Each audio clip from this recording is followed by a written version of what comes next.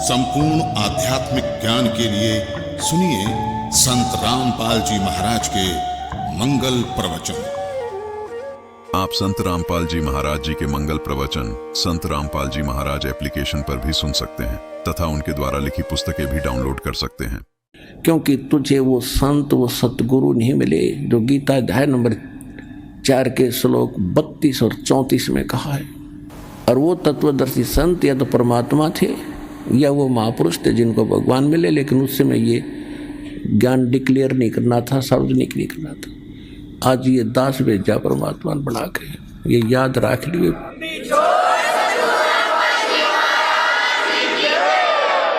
इतनी उम्र बुलंद मरेगा अंतरे, क्यों? क्योंकि सतगुरु लगे न कान न बैठे वो संतरे।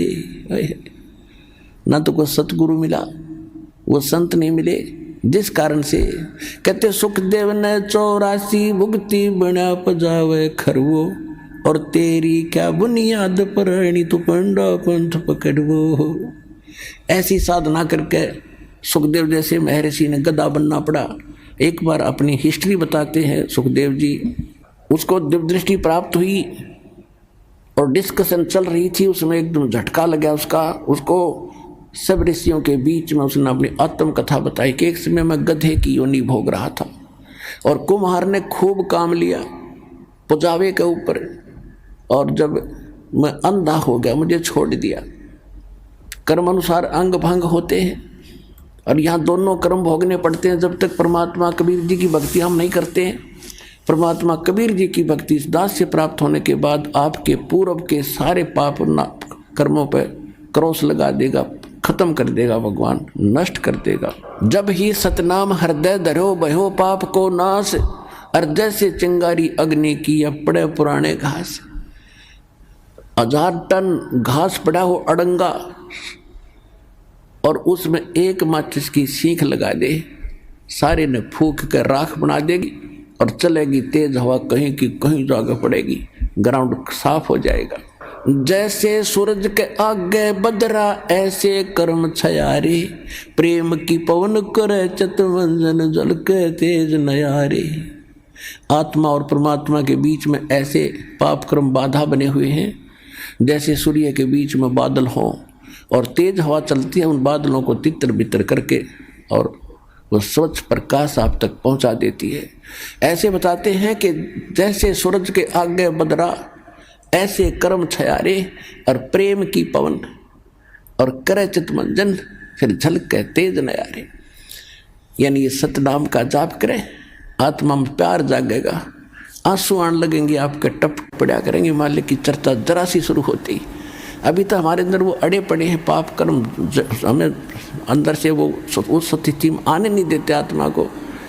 और जब ये आत्मा उस स्थिति में आवेगी तो कहते प्रेम की पवन और फिर करे चितमंजन, मालिक का शुक्र करे, याद रखे दाता ने, फिर झलके तेज नयारे, न्यारी रोशनी होगी, आत्मा भगवान की तरफ बढ़ेगी। तो क्या बताते हैं कि सुखदेव ने 84 भुगती बना पजावे खरवो, और तेरी क्या बुनियाद प्राणी तू पेंडा पंथ पकड़वो। अब वो बता रहा सुखदेव कि मैं गधा बन गया, छोड़ दिया मेरे मालिक, नंदा हो गया, चलता चलता जा रहा था, पगडंडी का आइडिया लगा कर आगे को जंगल में चला गया। आगे नाला था थोड़ा सा 2-2.5 फुट का, उसमें आम व्यक्ति का दुक्का जाता था, वो तो जंप लगा जाता वहाँ से। मुझे दिखाई नहीं दिया, मैंने अगले पैर फंसने लगे, मैंने जंप लगानी चाहिए, बीच में फंस गया, आगे मुंह टिक गया, पीछे बैक लग गई और पैर लटके भाई के। कहते 1 हफ्ता 10 दिन तड़प के भूख से प्यास से मरा, ऐसे ऐसे कष्ट उठाए। अब क्या बताते हैं सुखदेव ने 84 भुगती 84 लाख योनियों में कष्ट उठाए और बिना पजावे खर माने गधा वो, और तेरी क्या बुनियाद प्राणी। तो ये छोटे मोटे व्रत करता फिर इन पर घूम रहा है इधर उधर, इनसे कोई लाभ नहीं होगा। ये तो ऐसे महर्षियों की दुर्गति। और तो पेंडा पंथ पकड़, वो पेड़ा वो मार्ग, वो यथार्थ भक्ति मार्ग पकड़ दो। तत्वदर्शी संत बताते हैं उस ज्ञान को ग्रहण कर, उस भक्ति को कर, तब तेरा छुटकारा हो। अब परमात्मा से ज्ञान प्राप्त करके आदरणीय गरीबदास साहिब जी क्या कह रहे हैं, मन तू चल रे सुख के सागर, जो शब्द सिंधु रत्नागर। अब सुख सागर किसे कहते हैं? शंखो लहर मेहर की उपज, कहर नहीं जा कोई, दास गरीब अचल अविनाशी, सुख का सागर सोई। शंखो लहर मेहर की उपजे, जैसे मेरे दास के साथ तो बहुत बार ऐसी घटनाएं हुई है, कभी पहले भी नाम लेने के बाद तो बहुत ज़्यादा होता है।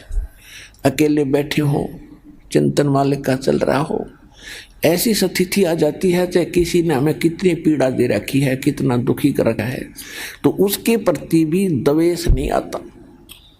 ऐसी सब अपनों सा दिखाई देता है, कोशिश करके भी नहीं होता, और वो होती है थोड़ी सी देर की। उसके बाद 100 कोशिश कर लेते हैं उस तरह स्थिति में आने की, नहीं आ पाते हैं। तो वह मेहर की लहर थी, उसके जाने के बाद कहर की लहर शुरू होगी। उसने ऐसे क्यों कर दिया, उसे वैसे क्यों बोला, वो करना है, वो रह गया, वो नुकसान हो गया, उसने वो ऐसे चलेंगे, वो करेंगे, ये कहर की लहर टूटी होगी शुरू। तो कहते हैं वह शंखों लहर मेहर की उपजे, वह ऐसा भाव रहेगा। और कहर नहीं जहाँ कोई दुख नहीं, कोई कष्ट नहीं। और दास गरीब अचल अविनाशी, सुख का सागर सोई। अब क्या कहते हैं, मन तू चल रहे सुख के सागर, जहाँ शब्द सिंधु रत्नागर। रत्नागार, आगार मन डिपो खान, वह सुख की खान है।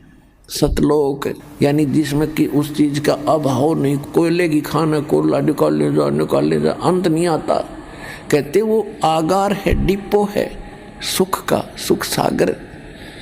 रत्न आगार, आगार माने रत्न यानी सुख रूपी रत्नों का भंडार है वो।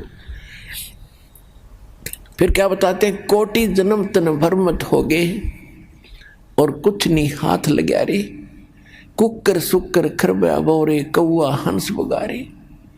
कोटि जन्म तू राजा की न मिटी न मन की आशा, और भिक्षुक होके दर दर घूमया, ये मिला ना निर्गुण रासा। आप ऐसे भी साधक रहे हो, घर त्याग दिया प्रेरणा पाके, जंगल में बैठ के गांव से भिक्षा मांग लाए, सूखी रोटी जैसी मिली उनको 2-2, 3-3 दिन वृक्ष का बांध देते थे पहले ऋषि मुनि, और सूख जाती थी, फिर उनको पानी में भिगो भिगो के 2-2 दिन खाते थे कि रोजाना कौन जावा टाइम वेस्ट कर ले।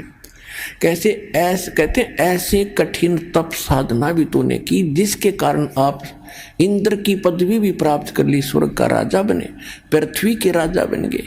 आप ब्रह्मा विष्णु महेश की भी पदवी प्राप्त आपने कर ली, लेकिन आपका यो जन्म मरण नहीं मिटा, यो कष्ट नहीं मिटा इस सत्य साधना के ना मिलने से। कहते इंद्र कुबेर ईश की पदवी, और ब्रह्मा वरुण धर्मराया और विष्णुनाथ के लोक को जाकर तो फिर भी वापस आया।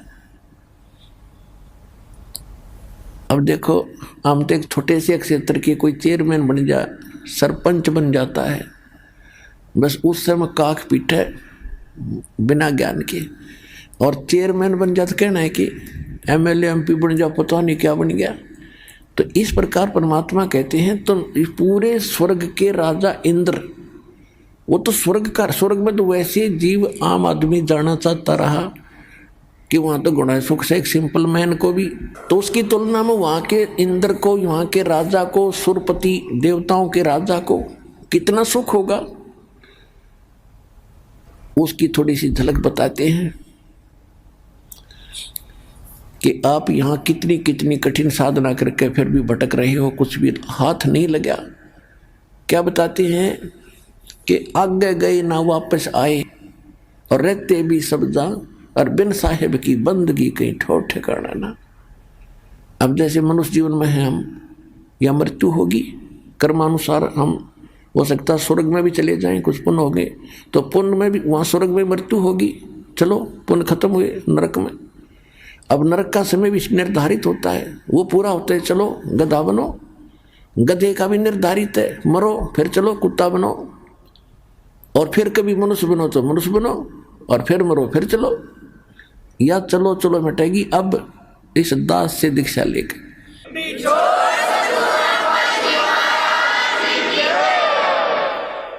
तो क्या बताते हैं कि एक समय मार्कंडे ऋषि, देखो गीता अध्याय नंबर 4 के श्लोक नंबर 25 से लेकर 30 तक यही निर्णय दिया है कि जो भी जैसी साधना करा, कोई ब्रह्म साधना करता है, कोई देवताओं की पूजा करता है, कोई हठ योग करता है, कोई तपस्या करता है, कोई स्वाध्याय करता है, कोई अहिंसावादी तीक्ष्ण व्रत जैसे मुंह पर पट्टी बांध कर नंगे पांव फिरना, इसी को मोक्ष मान रहा है।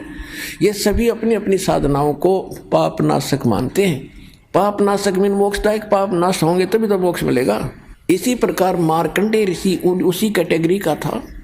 उसने ब्रह्म साधना को सर्वोत्तम मान रखा था। इन ऋषियों को ब्रह्म से ऊपर ज्ञान नहीं था, तो फिर भी उसने घोर तप कर रहा था बंगाल की खाड़ी में। अब जो स्वर्ग का राजा बनता है वो बहुत ज़्यादा या तो कोई पुण्य धर्म कर रखे हो, यज्ञ 100 यज्ञ करनी पड़ती हैं उसको, 100 मन देसी घी उसमें एक बार में लगाना होता है। उसकी कुछ टर्म कंडीशन होती हैं कि 100 यज्ञ करे तब तक वो कोई कंडीशन नहीं फेल होनी चाहिए। यदि उसकी कोई भी वह कंडीशन भंग होगी तो वो फिर नए सिरे से करनी पड़ती है। ऐसी उसमें बहुत भयंकर मर्यादाएं हैं। और दूसरी प्रकार से इंद्र बनता है तप करके, और उस तप के दौरान यदि उसका तप भंग हो जाता है, खंड हो जाता है, तो फिर नए सिरे से उसको करना पड़ता है। और जो इंद्र की पदवी पर इंद्र बैठा है, स्वर्ग का राजा, उसको एक इंस्ट्रक्शन और होती है कि यदि तेरे शासन काल में यदि कोई अन्य प्राणी ने पृथ्वी पर इंद्र की पदवी प्राप्त करने योग्य तप कर ले, या राजनीति है वहां तक चलती है, तो तुझे पद से हटा के बीच में हटा देंगे और उसको वो पद दिया जाएगा। ये तेरी जिम्मेवारी है कि उसको तप नहीं होने देना, ये उसकी मजबूरी बन गई। तो इंद्र राज तो करे है, इसके साथ यह टेंशन साथ रहती है कि कोई ऐसा तप ना कर ले जिससे मेरी इंद्र की पदवी भंग हो जाए। जैसे विश्वामित्र लगा था तप करने, उसके पास स्वर्ग से एक उर्वशी भेज दी और उससे शादी करवा ली। एक लड़की होगी, 6 महीने बाद घेर कर लड़की ने भाग गई, अब मेरा काम पूरा हुआ ऋषि जी, संभाल तेरी बेटी ने। तो ये सब इंद्र का जाल है, इस काल का जाल, इस इंद्र ने ये सब कर रखे, इसको सतर्क रहना पड़ता है। इसने सब जगह अपने गुप्तचर छोड़ रखे होते। तो गुप्तचर ने आके बताया कि एक मार्कंडे नाम के ऋषि बैठे बंगाल की खाड़ी में, बहुत समय से तपस्या कर रहे। इंद्र ने सोचा बड़ा तगड़ा संत है, उर्वशी भेज दी, उसको कुछ सिद्धियां दे दी, ऋषि के आसपास ऐसा वातावरण बना दिया खूब नॉर्मल सा, बसंत जैसा, और ऐसी मीठी मीठी सारंग अपने आप आवाज़ें आने लगी जैसे साज बजते हैं, यानी उसको प्रेरित करने के लिए। और स्वयं सामने थोड़ी सी दूरी पर डांस करने लगी। ऋषि की आधी आंखें खुली थी, आधी बंद थी। वो खूब डांस वगैरह करके थक ली, तो उसने देखा कि ऋषि टस से मस नहीं हो रहा और देख भी रहा है। लास्ट में वो डी वस्त्र होगी, कति नगन खड़ी होगी कपड़े उतार के। तब ऋषि ने कहा कि हे बहन, हे बेटी, हे माई, आप ये क्या कर रहे हो, यहाँ कैसे आए हो? तो शर्मिंदा होकर उसने सब वस्त्र पहन लिए। फिर आके कहने लगी कि हे ऋषि जी, मेरे इस रूप को देखकर इस बनखंड में जितने भी और तपस्वी थे वो मुझे मालूम है उनकी क्या दशा होगी, लेकिन आप पता नहीं आपकी समाधि कहाँ थी और आपको ये प्रभाव नहीं हुआ। तो ऋषि ने कहा कि जहाँ मेरी समाधि थी, जहाँ मैं डांस देख रहा था, वहाँ तेरे जैसी तो नाचने वालों की नौकरानी थी, उनके पैर धोने वाली। तुझे क्या देखूं फिर मैं? अगर तेरे से कोई सुंदर होना उसने भेज दे। तो वो कहने लगी जी, इंद्र की पटरानी मैं ही हूँ, यानी सबसे ब्यूटीफुल औरत स्वर्ग में इंद्र की पत्नी होती है, उसका नाम सची होता है। तो मार्कंडे ऋषि ने कहा कि मेरी समाधि ब्रह्मलोक में थी। ब्रह्मलोक सबसे बड़ा होटल है, इस काल का। प्रत्येक, जैसे एक तो कॉमन होटल है स्वर्ग नरक को, तो कोई जाओ उसमें, एक विष्णु के लोक में विष्णु का पुजारी जाता, वहाँ एक रेस्टोरेंट है, वहाँ ये बकवाद है और स्वर्ग क्या है। तो ये सबसे ज़्यादा कॉस्टली और सबसे ज़्यादा बकवाद उस ब्रह्मलोक में है। तो मार्कंडे, अब जैसे आप देखते हो, अब देखो हमने देखा करते, एक देखा हमने बड़े ऊंचे से टीले पर बैठा एक साधु, जब यू ज्ञान नहीं था, और चिमटा गाड़ रखा, धूना ला रखा, और लोग जाओ, कोई दूध का लोटा ले जा रहा है, कोई कुछ ले जा रहा है, और दर्शन करें जाके माथा टेके, दूर तक दिखे।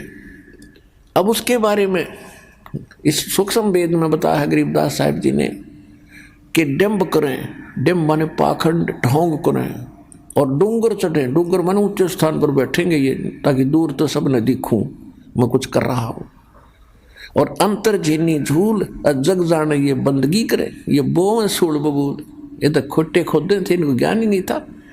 तप करें, तप से अगले जन्म में राजा बने, राजा ने खोटे कर्म करे, अगले जन्म में नरक। तपेश्वरी सो राजेश्वरी, राजेश्वरी सो नरकेश्वरी, तप से राज, राज मद मानव, सुख संवेद में लिखा है, और जन्म तीसरे फिर शुक्र स्वान। तो मार्कंडेय ऋषि तप कर रहा था, तो ये ब्रह्मलोक में इसकी समाधि चली। अब देखो, आप कहीं बैठे हो, कहीं पर भी बैठे हो, 10-20 मिनट में मन ऐसी प्रेरणा करेगा, चलो वहाँ चलते हैं, वहाँ बैठते हैं, बैठने की चेष्टा करोगे तो भी ना बैठने दे। और आप चले जाते हो, सिनेमा देखने जाते थे पहले, अब तो नहीं जाएंगे हम, तो 3 घंटे का न्यों नहीं पता लग गया कितनी देर में गई, क्योंकि नई नई बकवास देखने मन को चाहिए, तो बैठा रहेगा। तो ये क्या करते हैं कि इनका कोई कमल खुल जाता है साधना से, ऑटोमेटिक, कोई पिछले संस्कार से, पहले भक्ति युक्त लोग थे, बहुत थे, अब ना खुलता किसी का, तो वो पुराने संस्कारों से वो खुल जाता था। तो उसमें वो क्या देखते हैं, जैसे टेलीविज़न ऑन हो गया आपका, कोई चैनल चाल पड़ा, तो उसमें वो कार्यक्रम रिले तो कहीं और से हो रहा, देख रहे हो टेलीविज़न में। तो ऐसे जो ब्रह्मलोक में डांस हो रहा था, उस ऋषि ने वहाँ दिखा था, वो सामने, वो खुल कर सामने रिफ्लेक्ट हो जाता, जैसे डिस्प्ले पर आ जाता है। तो वो डांस देखा था, हम सोचा तपस्या कर रहा है, ना मन टेकन दे इन्हें, तो ऐसी थी इनकी तपस्या, मूर्ख बना। आप भी बन रहे थे, हम इनके पीछे लगे रहे, बड़े सिद्ध पुरुष हैं। इसलिए जब उसने इस औरत से भी सुंदर औरतें वहाँ दिख रही थी, टारगेट इसका वहीं जाने का था कि इस नाम के जाप तो साधना से वहाँ जाऊँगा, फिर इनको वहाँ मिलेंगी मुझे।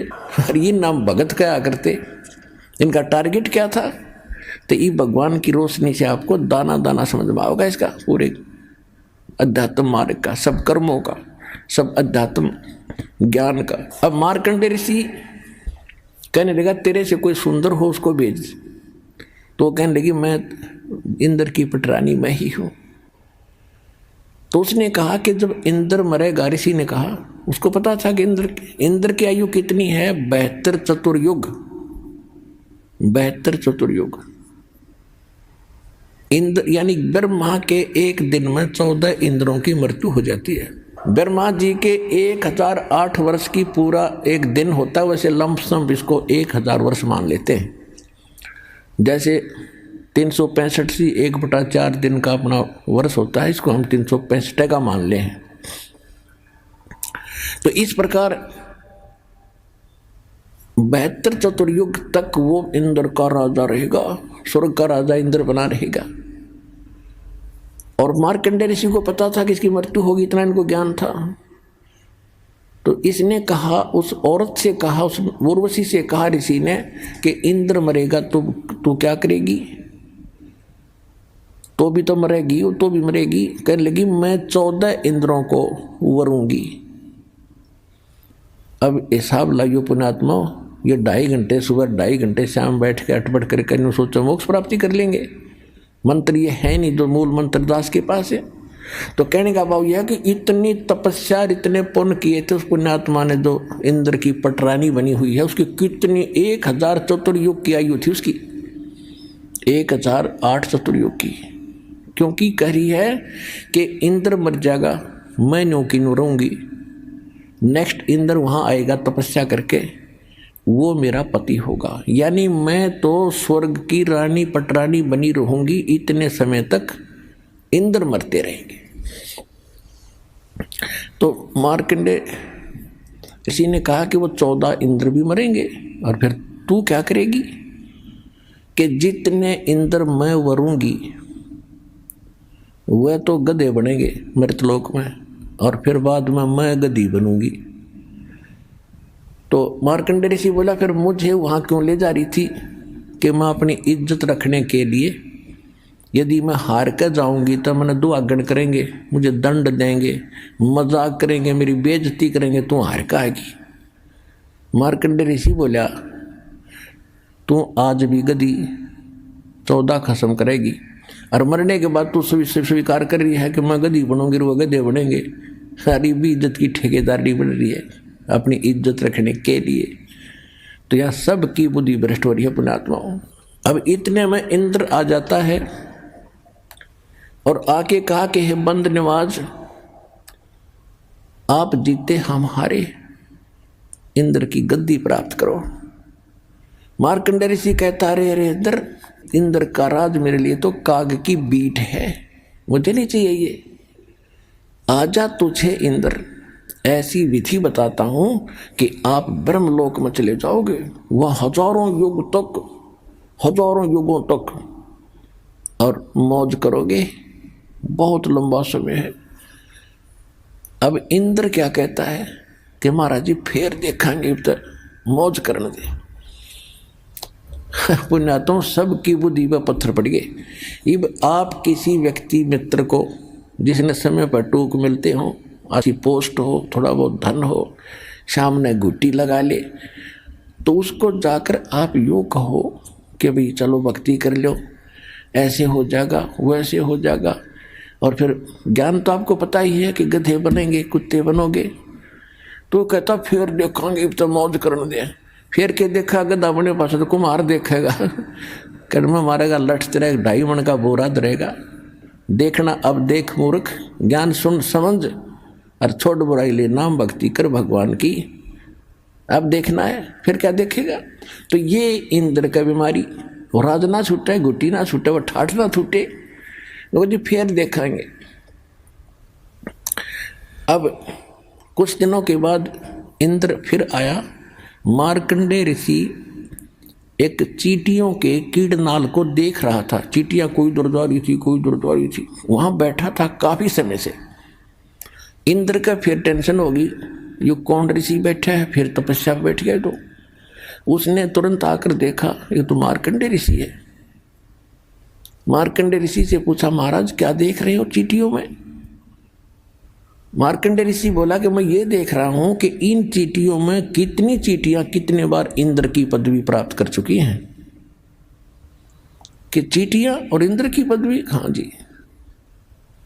तो क्या देखा आपने कि इस इतने लाखों की संख्या में एक चींटी ऐसी है जो केवल एक बार इंद्र की पदवी पर रही है, क्योंकि सबके पिछले संस्कार कोड वर्डों में इनके अंदर लिखे हुए हैं, सबके अंतःकरण में जमा है। और ये डिस्प्ले जिसका चालू है अंदर का, ये सब के अंदर है मनुष्य में। तो सब उसका जिसका चालू हो गया कनेक्शन ठीक है, तुरंत बाहर देख लेगा उसका जो क्या हो रहा क्या नहीं, प्रत्येक प्राणी का। ऐसे ऋषि लोग पहले ये बताते रहे कोई भविष्य और भूत की कथा, लेकिन इसे कोई जटमट का कोई फायदा नहीं हो। तो हो लिया और होगा तो होएगा, इसमें वो चेंज नहीं कर सकते थे। चेंज तो ईब होंगे इस परमात्मा कबीर जी की रजा से। अब छुटकारा भी होगा।